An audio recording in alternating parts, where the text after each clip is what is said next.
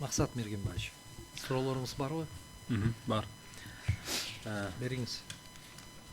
Айтсаңыз азыр ошол негизсиз сот процесстеринин жыйынтыкталбай созулушуна алып келиши мүмкүн деген жүйө келтирип атасыз да.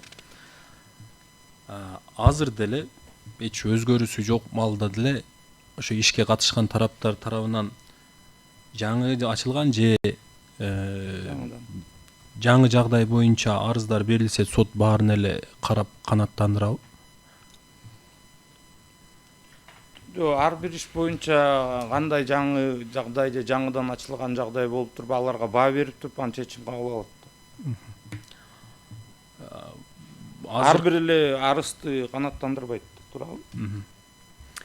Ошондо азыр мисалы мурда катышпай калган бирок укуктарына жана кызыкчылыктарына милдеттерине карата сот чечим чыгарган жактарды кошуп койсо деле ушундай эле тартипте каралабы?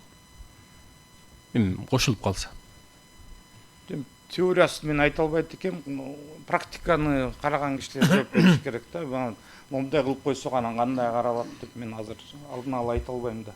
Азыр чектелип турат, ошону биз айтып атабыз. Эме Конституцияга карама каршы келбейт деп, себеби учурунда карап аткан процессте катышкан тараптар же кимдин укуктарына тиешелүү болгон тараптар ошо убагында апелляциялык түрүндө же кассациялык түрүндө арызданса болот деп атабыз да.